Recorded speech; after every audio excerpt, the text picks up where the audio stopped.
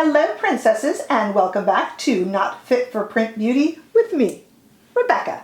Today is Purple Day because we are going to rate my top 5 purple palettes. Now notice I did not say favorite purple palettes because some of them actually aren't really my favorites for their purples. I'll explain as we go along. And I do want you to know I promise to try to stay away from all the alliteration. I really wanted to say we have a plethora of purple. We have a powerful portion of purples. I'm going to try to be good and not do it, but you might have to indulge me a little bit. First thing I want to talk about when it comes to purple before we get into the amount of purple in front of me. I avoided it, see? I wanted to tell you that most of us are not cosmetic chemists, so we might not know this, but I think we should start by knowing that purple is actually a really difficult eyeshadow to create. You see, purple, we see purple flowers and things in nature, but for the most part, purple is not a naturally occurring shade. For the most part. Therefore, it's actually kind of hard to recreate in a cosmetic setting, whether it's using natural or synthetic means to do so. If you do reds and blues, they're much easier to get to, either using, like I said, natural or even synthetic means. Purple is a lot harder to get, and it's a lot harder to get it consistent and to get it feeling the right way and applying the right way. It's often chalky, it often misses the mark or is a bit too harsh. Purple is a tough one to do. And so purple palettes that are really good are actually rare. You might even be able to think of some purple that you've used in your life that you really didn't like, and generally it's not, for the most part, a drugstore product I would go for because purple's tough to do. Not to say there aren't some good drugstore purple palettes out there, but there'll be less of them. It's a tough shade to create. It's not one that personally I've ever been super attracted to, which is confusing for most people because as you can see, I have green eyes, and green eyes really benefit from purple eyeshadow. They really go together like, well, the proverbial horse and carriage.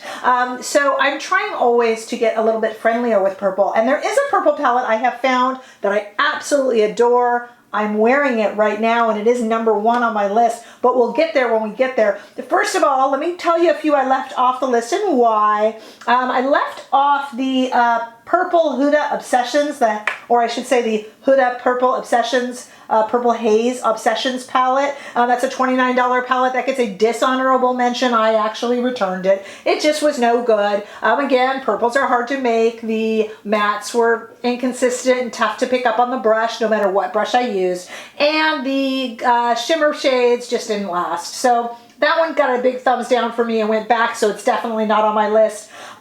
Pat McGrath, the Mothership 3 Subversive palette, which most people see as kind of a purpley palette, I did not put on the list. Not that I don't love it, it's a lovely palette, but I actually chose another Pat McGrath palette, and I just tried to do one per brand. So you'll notice that that one is not on the list. And the Tom Ford Virgin Orchid palette is also not on my list. Why? I have absolutely no idea. I just wanted to do a top 5, and I looked at that one and went, eh. And sometimes, is a good enough reason. So that one is not on there. I'm going to do my 5 favorites or 5 tops, and then that's when you'll come in afterwards to tell me what your favorite or even least favorite, that's always fun too, purple palettes or purple eyeshadows are. So let's get started with mine. My 5th on the list, the lowest ranked on the list, is the Charlotte Tilbury Glamour Muse. This one is not entirely purple, but it has a bit of a purple vibe. It is #5 on my list for a few reasons. We're going to look at arm swatches and look at the palette. Here is the palette in the pan. Oh, more alliteration. The palette, the purple palette in the pan. There it is, the Glamour Muse. This is an older palette. She has since reformulated her eyeshadows, geez, a couple of times over, but it's a real pretty one. There were some rumors that this Glamour Muse was going to be coming back out and redone. I don't know if that project, that purple project, stop me now before I purple again. I don't know if that's been shelved or if it will be coming back. Here's the arm swatches of it so you can see the 2 purple shades. I didn't include a palette in here unless it had 2 or more purple shades or had that real purpley vibe, which this palette certainly has going on. They are beautiful shades, and I still find them very easy to work with, though it is true that Charlotte Tilbury's newer formulations are easier to work with, but I I didn't want to forget about the Glamour Muse. It is kind of a retired palette, and I do hope we see it coming back. But generally, it's not available. Certainly in the United States, it isn't. Tell me if you know where you can get it, but it's generally not available. So I left it as my lowest, number 5. Number 4 might surprise you a little bit. Again, a palette with more of a purpley vibe than being completely purple. And it is, I just stuck my finger in it, it is the Makeup by Mario Rosy Glam. It's a $25 palette, so I thought it was really nice and fairly affordable as far as high-end makeup goes. And it is a rosy, a purpley glam. Remember, I said it had to have 2 or more purple shades or have a purple vibe. And though this is called rosy, I really think it has a purpley vibe. Let's look at the arm swatches of this. I left the Charlotte Tilbury swatches on to the left of it because my staff around here really just is lazy. And my arm model, she just kept on the Charlotte Tilbury. Honestly, she's just, I really need to probably demote her. You realize it's me, right? I hope. So let's take a look at those arm swatches. We have Charlotte Tilbury still on the left and the Makeup by Mario Rosy Glam palette on the right. The little $25 palette. It's a cute little palette. The shades are creamy. I really like that cream to powder type feel on the formula. I like these palettes. And for $25, I think Mario did us all a favor. They're fun, and I think they're easy to work with and pretty. And that had a real purple feel to it that isn't too purpley for someone like me who generally just doesn't like purple. I really am just not a fan of the color, green eyes or not. Let's move up my list now to number 3. This is the Charlotte Tilbury palette I picked. You see, the Mothership 3 Subversive only has really 3 purple shades, even though it's kind of considered a purple Pat McGrath palette. Purple Pat. I'm trying.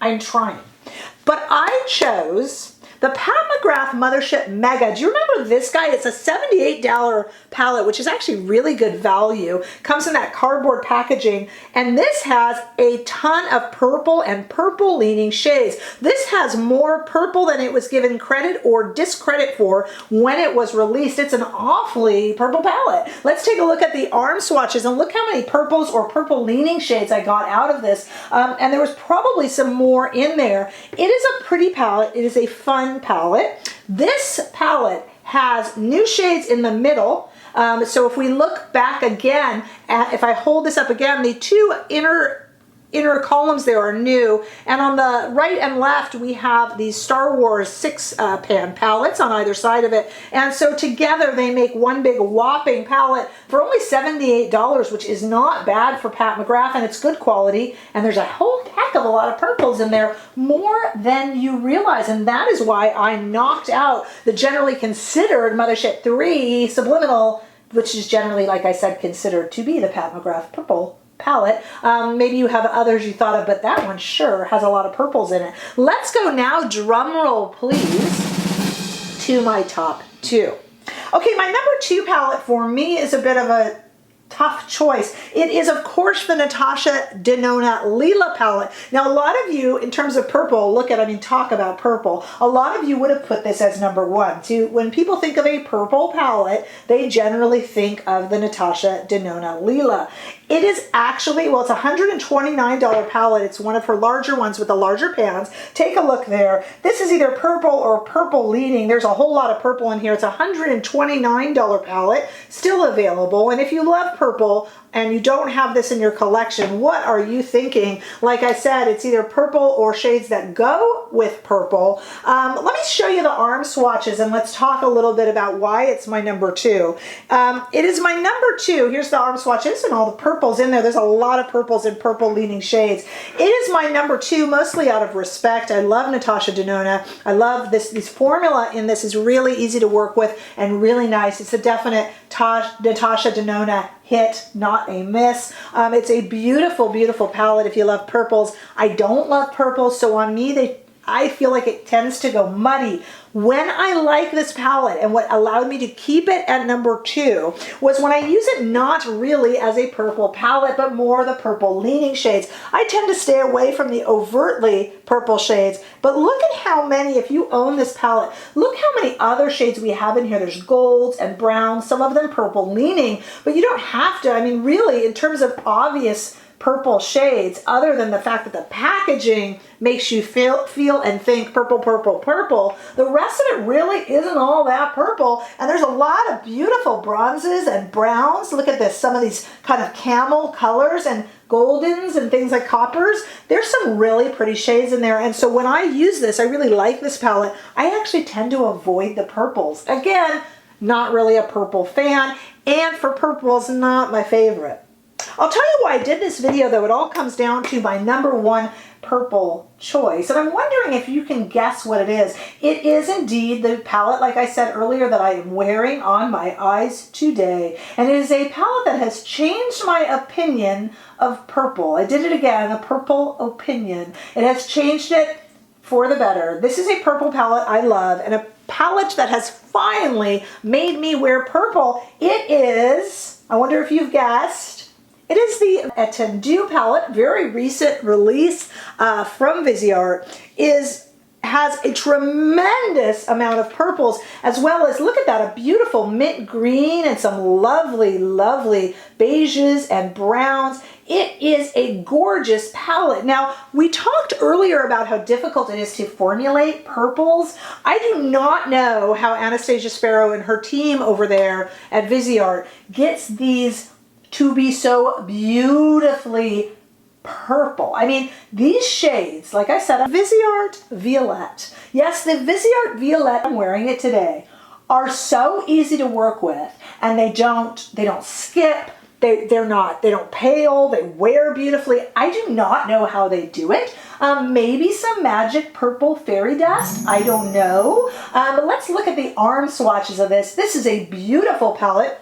Of course, I have swatched the purples only, but do remember that in each of these palettes, there's, like I said about this and about Natasha Denona, there's so many other shades. They're not just all purple. And like with this Viseart palette, like I showed you, look at this row of kind of beiges. I mean, this one's a bit purple leaning, but that's okay. And this mint green even that's in there, it's not all purple. So if you don't like purple, or if you don't want it for every day, I should say, there's still something in there to make everybody happy. And my goodness, are these purples easy to work with. So if you have been trying to decide maybe that you want to pick up a little bit of color, especially if you have green eyes, hazel eyes, but brown eyes too, blue eyes. I mean, purple really is beautiful. And I'm trying to get into it more. It's just a personal issue, but this one has really helped. This is by far, not only is this #1, it's #1 with a bullet of my favorite purples. And I am a tough purple person to impress.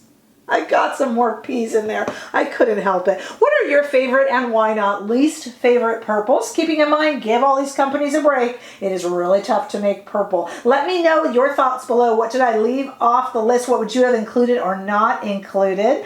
Give me your favorites and unfavorites, if that's a word, it is now. Give this video a thumbs up if you enjoyed it, and I sure hope you did. And if you have not already done so, I would love for you to subscribe to my channel and help me build this community. I will see all of you in the next video. Bye-bye.